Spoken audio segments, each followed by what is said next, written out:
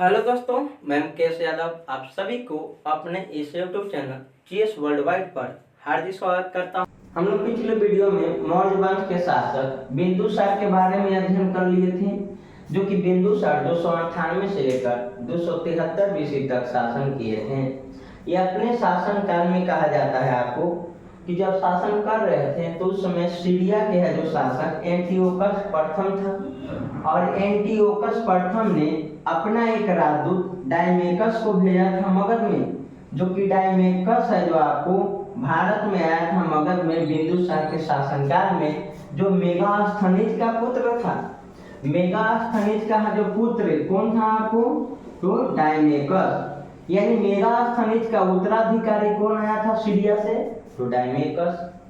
और सीरिया में है जो आपको एंटियोकस प्रथम है जो किसका पुत्र था, तो सेल्यूकस निकेटर का। क्लियर है तक?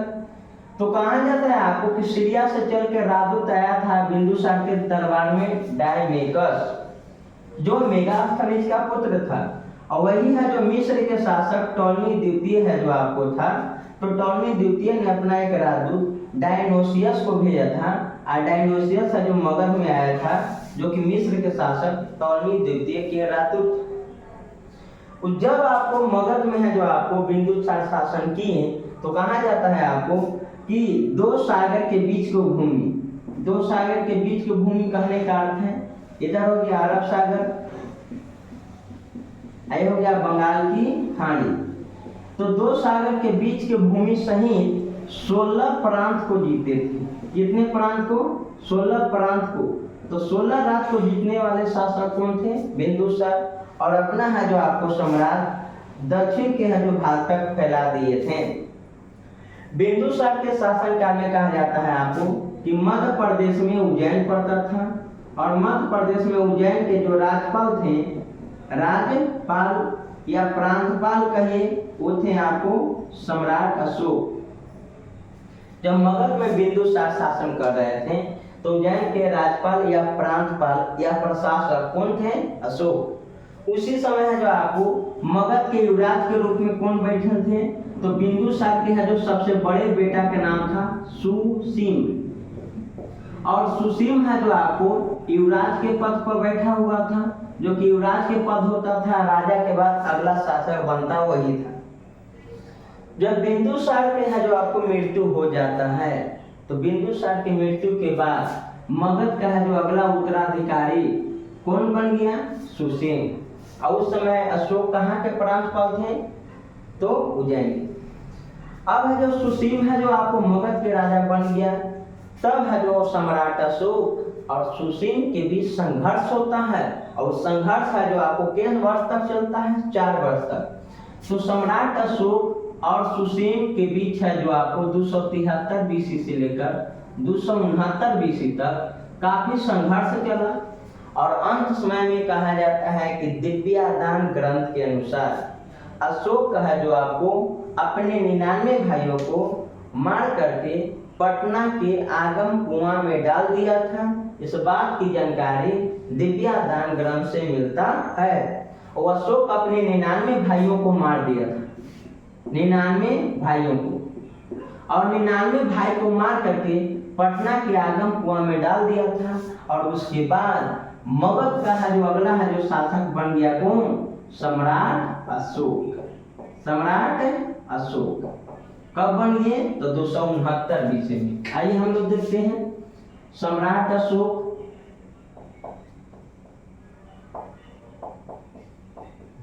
तो सम्राट अशोक 269 बीसी से लेकर के 232 बीसी तक मगध के है जो राजा रहे। सम्राट अशोक के पिता कौन थे, तो बिंदुसार।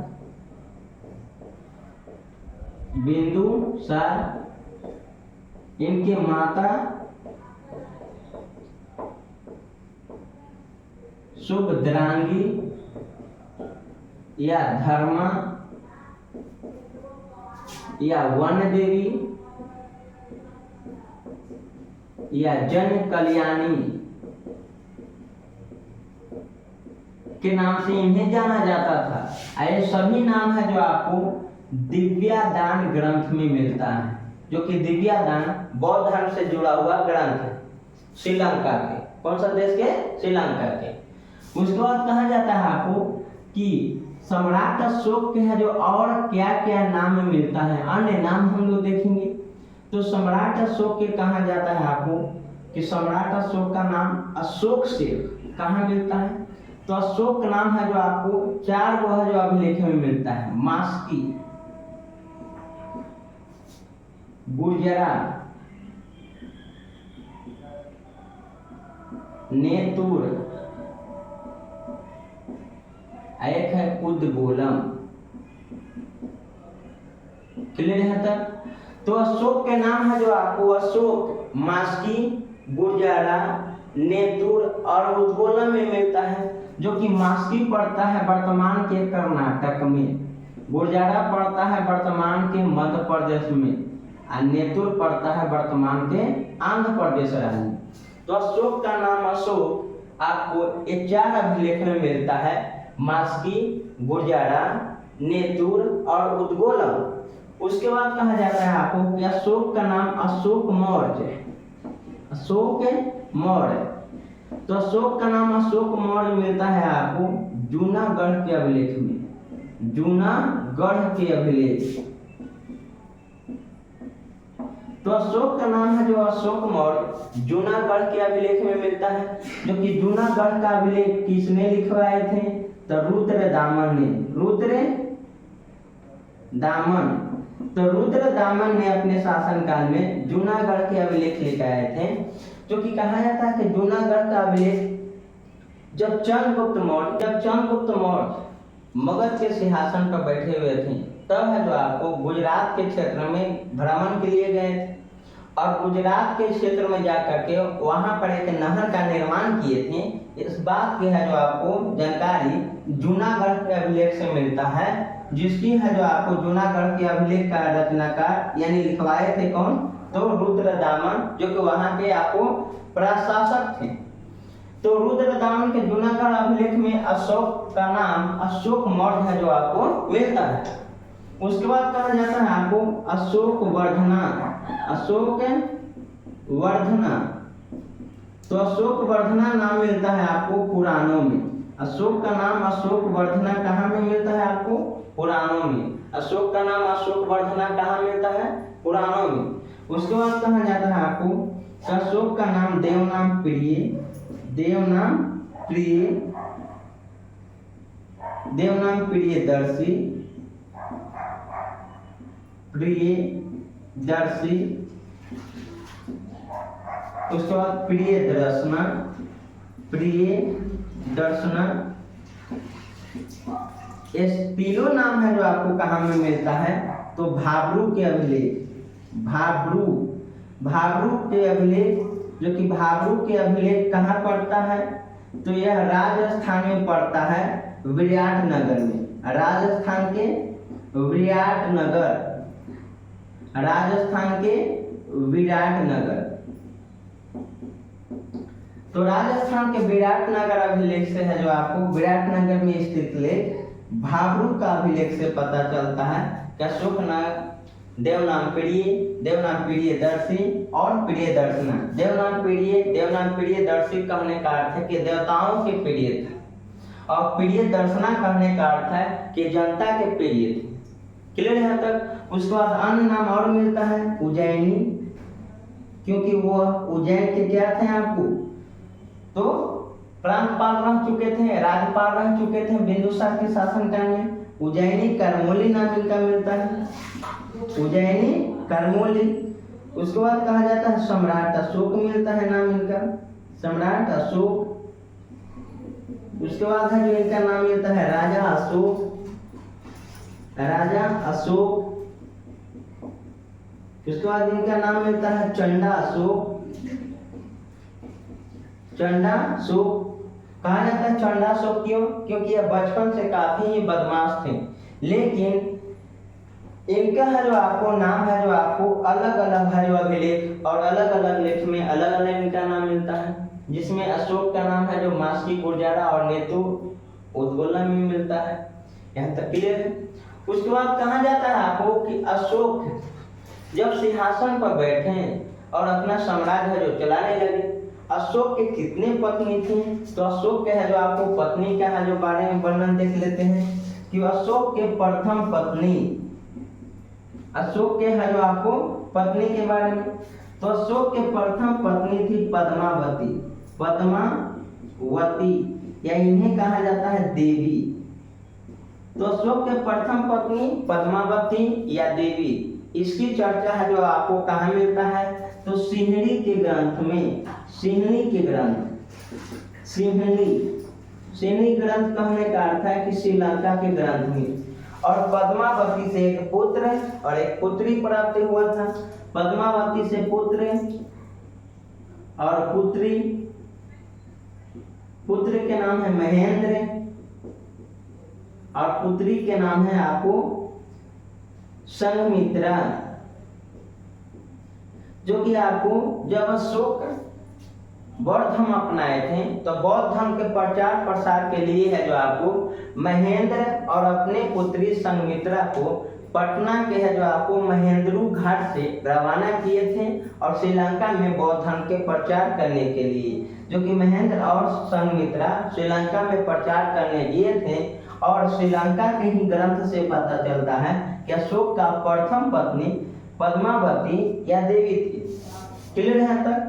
उसके बाद कहा जाता है कि अशोक के दूसरी पत्नी कौन थी?